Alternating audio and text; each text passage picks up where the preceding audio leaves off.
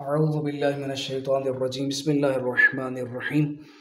آج کے دوسرے درس میں آپ کو بتانا چاہوں گا کہ عربی زبان میں قرآن مجید پڑھنے کے لیے کچھ قواعد و ضوابط کا جاننا ضروری ہے۔ ان میں سے ایک چیز جو ہم آج سیکھیں گے وہ ہیں حرکات ثلاثہ، یعنی 3 حرکتیں۔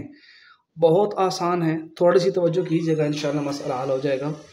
زبر، زیر اور پیش، یہ ہمارے بچے کو یاد ہے، لیکن ان کو ہم بالکل نارمل چیز سمجھتے ہیں، لیکن اگر ان پر تھوڑی سی پریکٹس کریں تو آپ کا قرآن مجید پڑھنا بہت بہتر ہو جائے گا۔ آپ کے ناظرہ پڑھنے میں جو غلطیاں آتی ہیں وہ درست ہو جائیں گی۔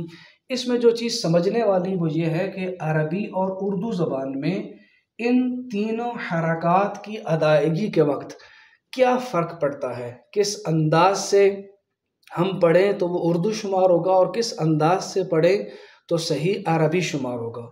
تو پہلے یہ جان لیں کہ زبر کو عربی میں فتح کہتے ہیں، فتحہ، اور زیر کو عربی میں کسرہ کہتے ہیں، پیش کو عربی میں ضمہ کہتے ہیں۔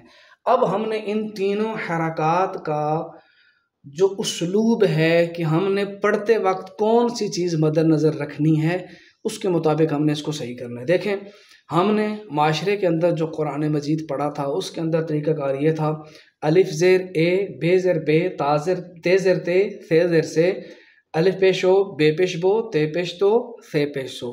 یہ ہمارے معاشرے میں پڑھایا جاتا ہے، جبکہ میں کل آپ کو بتا چکا ہوں کہ یہ الف با تا ثا ہیں۔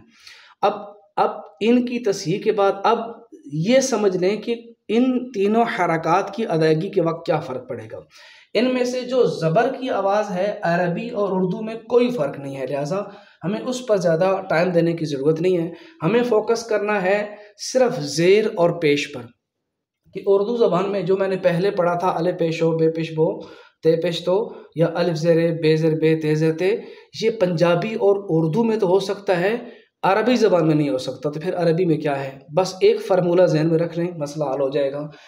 اگر آپ عربی زبان کے کسرہ کی آواز کو ٹھیک کرنا چاہتے ہیں تو آپ کا فوکس انگلش الفابیٹس میں سے ای پر ہونا چاہیے، یعنی کہ جو انگلش الفابیٹس میں ای کی آواز ہے وہی عربی زبان میں کسرہ کی آواز ہے۔ مثال کے طور پر الف زیر ای، یا حمزہ زیر ای، با زیر بی، تا زیر تی، ثا زیر سی۔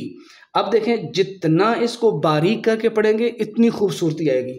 یعنی کسرہ کی آواز کو ہم نے الفابیٹس کے، انگلش الفابیٹس کے ای کو فوکس کر کے ہم نے ادا کرنا ہے۔ حمزہ زیر، الف زیر ای، با زیر بی، تا زیر تی، ثا زیر سی۔ اب یہ ای کو سامنے رکھا تو ہمارا کسرہ ٹھیک ہو گیا۔ اب ضمہ کیسے ٹھیک کرنا ہے؟ ہم نے انگلش الفابیٹس میں سے یو کو سامنے رکھتا ہے، یعنی کہ یو کو ادا کرتے وقت جو آپ کی وضعت، آپ کے ہونٹوں کی شکل و صورت بنے گی، عربی زبان میں ضمہ کو ادا کرتے وقت بھی وہی طریقہ کار ہوگا۔ آپ الف پیش او، بے پیش بو، تے پیش تو نہیں پڑھیں گے۔ آئندہ سے آپ نے یو کو مد نظر رکھنا ہے۔ الف پیش او، با پیش بو، تا پیش تو، ثا پیش ثو، جیم پیش جو، ہا پیش ہو، الی آخرہ۔ یہ پوری الف با تا ثا آپ نے ان دونوں کے ساتھ پریکٹس کرنی ہے بار بار۔ کسرہ کو ادا کرتے وقت ای ذہن میں رکھنا ہے، ضمہ کو ادا کرتے وقت یو ذہن میں رکھنا ہے۔ اب کیا ہوگا؟ جب آپ یہ پریکٹس کر لیں گے پھر آپ نے سورہ الحمد کے اوپر پریکٹس کرنی ہے، کہ اس سے پہلے ہم پڑھتے تھے الحمد للہ رب العالمین، لیکن اس پریکٹس کے بعد آپ کیا پڑھیں گے؟ الحمد، الحمد نہیں، الحمد للہ نہیں، للہ رب العالمین الرحمن الرحیم۔ اس کے بعد ہے مالک یوم الدین۔ آپ مالک نہیں پڑھیں گے، مالک یوم الدین۔ آپ نے انہی دونوں پر پریکٹس کر کے سورہ الحمد کو کسرہ اور ضمہ کے ساتھ صحیح ادائیگی کے ساتھ اس کو پڑھنے کے بعد اپنی ایک ایک آڈیو اسی گروپ میں آپ نے بھیج دینی ہے، تاکہ میں دیکھ سکوں کہ آپ نے ضمہ اور کسرہ کی کس حد تک پریکٹس کی ہے، تاکہ اس سے اگلے والا سبق میرے لیے سمجھانا آسان ہو جائے۔ السلام علیکم ورحمۃ اللہ۔